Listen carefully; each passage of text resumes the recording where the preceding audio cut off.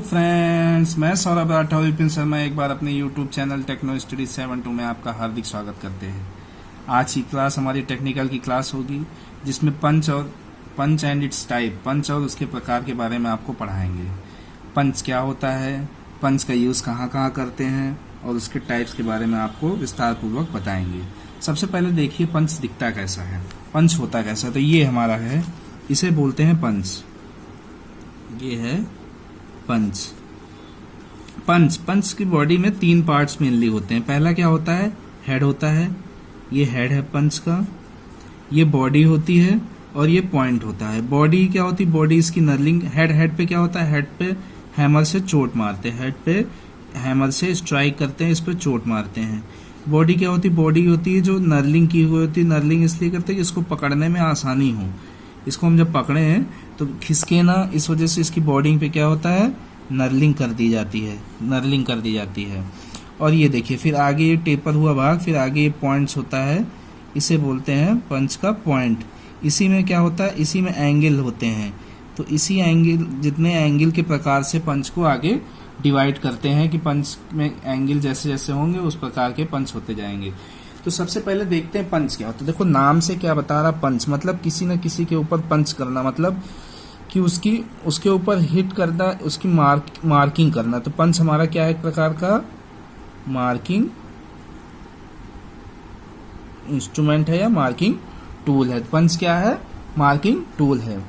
जैसे मान लीजिए कोई ड्राइंग है, ये मान लीजिए कोई ड्राइंग बनी हुई है, ऐसे ड्राइंग है। अब इस पे क्या करना है, मान लीजिए हमने इसका सेंटर मार्क किया है, उसके बाद मुझे इस पे इस तरह अंदर इस पे स्लॉट बनाना है, कट करना है, ऐसे ऐसे कट करना है। तो सबसे पहले हमने आपको बताया था हम क्या करते हैं मार्किंग करने के लिए। सबसे पहले, इससे पहले हमने बताया आपको, मार्किंग मीडिया का यूज करते थे। किसका यूज करते थे, मार्किंग मीडिया का यूज करते थे। अब जब हम मार्किंग मीडिया का यूज कर लिए तो क्या हुआ, अब बार बार हमें जॉब को कंप्लीट करना है, उस पर ड्राइंग बना लिए मार्किंग मीडिया की सहायता से।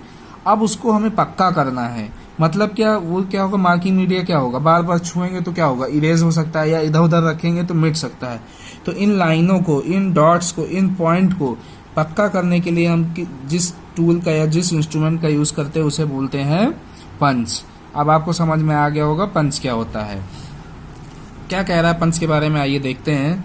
धातु या जॉब की सतह पर, धातु या कोई मेटल होगा या धातु या जॉब की सतह पर मार्किंग करने के बाद, जैसे हमने बताया, मार्किंग करने के बाद खींची गई रेखाओं व बिंदुओं को पक्का करने के लिए, पक्का करने के लिए मतलब क्या, उसको स्थायी करने के लिए कि बार बार हाथ छूने से वो मिटे ना, या इधर उधर रखने उस पर कुछ लग गया तो इरेज ना हो, उसको पक्का करने के लिए पंच का प्रयोग करते हैं, उसे पंच कहते हैं। और इस क्रिया को क्या कहते हैं, पंचिंग कहते हैं। ये जो पूरा प्रोसेस होता है इसको क्या बोलते हैं, पंचिंग कहते हैं। आइए जानते हैं कि किस मटेरियल का बना होता है।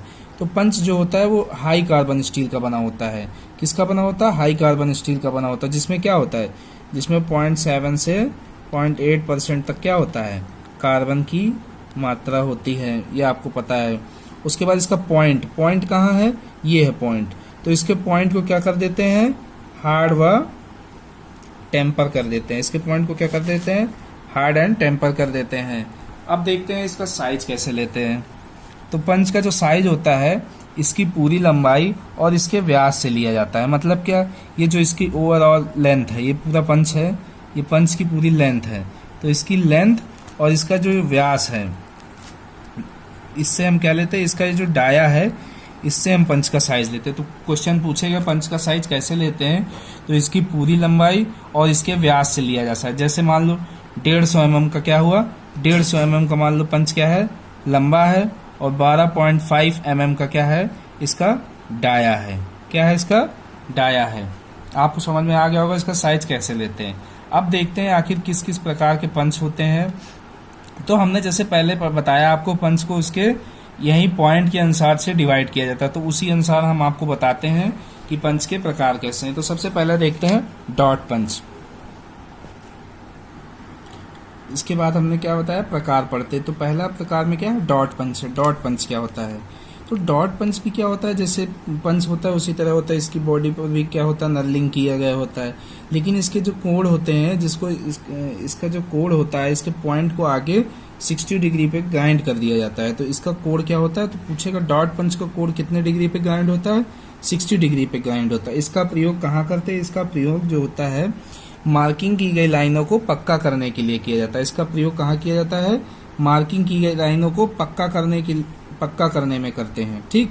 उसके बाद सेंटर पंच क्या होता है, तो सेंटर पंच भी इसी डॉट पंच की तरह होता है, सिर्फ इसमें फर्क क्या होता है, इसके जो पॉइंट को उसको 90 डिग्री में ग्राइंड कर दिया जाता है। किस में ग्राइंड कर दिया जाता है, 90 डिग्री में ग्राइंड कर दिया जाता है।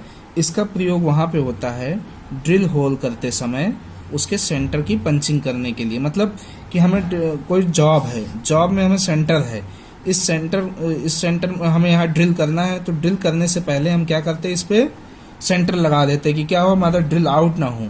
तो उस सेंटर लगाने के लिए हमें वहाँ पे सेंटर पंच का यूज करना पड़ता है। उसके बाद क्या है, प्रिक पंच।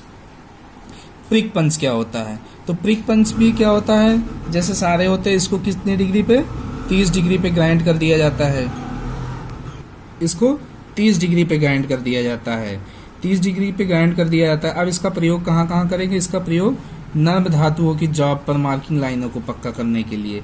इसका प्रयोग हम किस धातुओं पे करेंगे, जो नर्म धातु होंगी, जैसे पीतल, तांबा, एल्युमिनियम, ऐसी धातुओं की जब हम जॉब पे मार्किंग करते हैं तो उन लाइनों को पक्का करने के लिए हम प्रिक पंच का यूज। उसके बाद हम नेक्स्ट देखते हैं सॉलिड पंच। सॉलिड पंच क्या होता है, देखो नाम से ही क्या है, सॉलिड पंच। अब इसमें क्या होता है, इसमें जो होता है, इसमें स्क्राइबर के पॉइंट को ग्राइंड नहीं करते, उसको प्लेन ही, जैसे प्लेन है, इसको क्या होता है, इसका पूछा जाता है, इसको प्लेन सिलेंड्रिकल टाइप में ही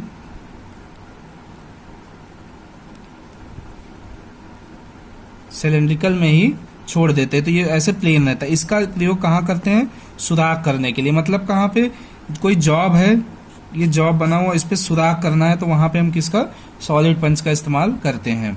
उसके बाद हॉलो पंच। नाम से ही क्या है, हॉलो। हॉलो मीन्स क्या होता है, हॉलो मीन्स होता है खोखला, कोई चीज खोखली है, तो हॉलो पंच हो गया। अब कह रहा इसका क्या हो रहा है, यहाँ पे जो इसका पॉइंट है वो अंदर में क्या होता है, इस साइड अंदर जो है पॉइंट अंदर की ओर खोखला होता है। पॉइंट क्या होता है, अंदर खोखला होता है, इसलिए इसे हॉलो पंच कहते हैं। पॉइंट अंदर की ओर खोखला होता है। पतली शीट में वॉशर इत्यादि को काटने या सुराख करने के लिए हम किसका प्रयोग करते हैं, हॉलो पंच का। तो क्वेश्चन क्या करेगा, हॉलो पंच का पॉइंट कैसा होता है, तो खोखला होता है। उसके बाद पतली शीट में वॉशर इत्यादि काटने या सुराख करने के लिए हम किसका यूज करते हैं, वहां पे हॉलो पंच का इस्तेमाल करते हैं। उसके बाद हमें पिन पंच पढ़ना है। क्या पढ़ना है, पिन पंच। जैसा दिख रहा है इसमें क्या होता है, इसमें आम कोण की जो ग्राइंड होता है वो आम की जगह बहुत लंबा कर दिया जाता है, एकदम लंबा इसका पिन बना दिया जाता है, ठीक है। पिन इसकी क्या होती है, बहुत लंबी होती है। इसका भी यूज कहाँ पे करते हैं, पतली शीट में सुराख करने के लिए।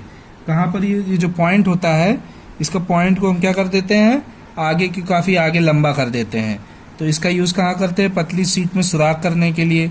कोई अगर पतली शीट है उसमें हमें डीपली तक सुराख करना है तो हम किसका इस्तेमाल करेंगे, पिन पंच का। और इसका इस्तेमाल कहाँ करते हैं, ये देखो, जैसे देखो ये मान लो पिन पंच है, क्या है, पिन पंच है। अब इसका कोई डॉवेल पिन या कोई डॉवेल पिन है, देखो डॉवेल पिन मान लो, या टेपर पिन हो सकती है, टेपर पिन है, ये क्या हो रही है, इसमें फंसी हुई है, तो इसको निकालने के लिए हम ऊपर से पिन पंच का यूज करते हैं। क्या करते हैं हम, पिन पंच का इस्तेमाल कहाँ पे करते हैं, तो क्वेश्चन आएगा ऐसे कह सकता है कि डॉवेल पिन या टेपर पिन को बाहर निकालने के लिए किस पंच का यूज करते हैं, तो वहां पर पिन पंच का यूज होता है। तो आज हमने क्या क्या पढ़ा, हमने पढ़ा पंच और उसके प्रकार। उसमें हमने देखा कि पंच क्या होता है, पंच की बॉडी कैसे बनती है, हेड, बॉडी, पॉइंट। पंच के मेनली 3 पार्ट्स होते हैं। उसके बाद हमने जाना कि पंच का यूज कहाँ कहाँ होता है, उसके बाद किस मटेरियल का बनता है, उसका साइज कैसे लेते हैं। उसके बाद हमने पंच के प्रकार के बारे में बता दिया। अगर आपको पंच के बारे में अच्छा लगा हो तो प्लीज़ लाइक करें, कमेंट करें और शेयर करें। और हाँ, जिन्होंने अभी भी हमारे चैनल को सब्सक्राइब नहीं किया, प्लीज़ सब्सक्राइब कर दें। नीचे बेल आइकन है, उसको दबाना ना भूलें, जिससे हर क्लास की नोटिफिकेशन आपको मिलती रहे। Thank you.